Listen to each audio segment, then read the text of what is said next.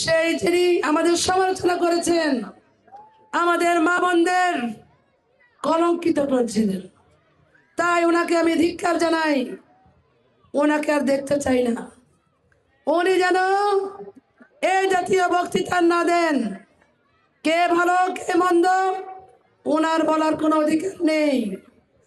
আমরা সামনে আমাদের মা বোনদের ভবিষ্যৎ, আমাদের সন্তানদের ভবিষ্যৎ, আমাদের মেয়েদের ভবিষ্যৎ তথা বাংলাদেশের ভবিষ্যৎ, আমার মা বোনেরা সাথে আছেন, আমার সন্তানেরা যারা আমার মেয়ের মতো। আমি ওই জাতীয় নেতাকে ধিক্কার জানাই যিনি আমাদের সন্তানদের মায়েদের খারাপ কথা বলেছেন। আমি বলতে চাই না, আপনারা শুনে নেবেন। আমি একজনের জুলাই যোদ্ধার মা হিসাবে আমি খুব দুঃখ প্রকাশ করছি।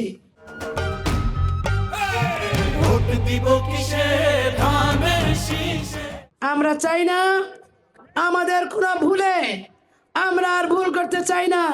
এই জাতীয় লোকজন তারা আমাদের মনে কোঠায় আমরা আমাদের মা বোনরা জায়গা দিবে না, আমার বিশ্বাস। জুলাই যোদ্ধা শুধু আমি করিনি, আমার মা বোনরাও করেছেন এই জুলাই। যারা সন্তান হারা তারা বুঝেন কি যন্ত্রণা।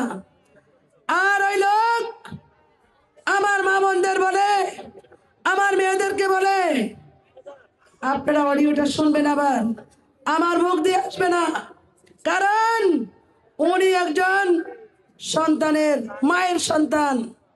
ওনাকে সারা বাংলাদেশের মায়েদের কাছে, সারা বাংলাদেশের বোনদের কাছে ক্ষমা চাইতে হবে। আর মা বোনরা, আমি চাই যে কথা শুনেছেন সেই কথার পাল্টা জবাব দিয়ে দিবেন ইনশাআল্লাহ 12 তারিখে। আমার সন্তানেরা, নতুন প্রজন্মের সন্তানেরা, তোমাদের মায়েকে, তোমাদের বোনদের যারা খারাপ কথা বলেছে তোমরা পাল্টা জবাব দিয়ে দেবে ইনশাআল্লাহ। আমরা চাই, আমরা প্রতিহিংসা করব না এই দেশে। সমস্ত হিংসা বিদ্বেষ ভুলে জাতি ধর্ম দল নির্বিশেষে আমরা সবাই ধানের শীষে ভোট দিয়ে বেগম খালেদা জিয়ার আদর্শকে অক্ষুণ্ণ রেখে তারেক রহমানকে প্রধানমন্ত্রী করে এই দেশে নতুন সুন্দর বাংলাদেশ গড়ার আহ্বান জানাচ্ছি।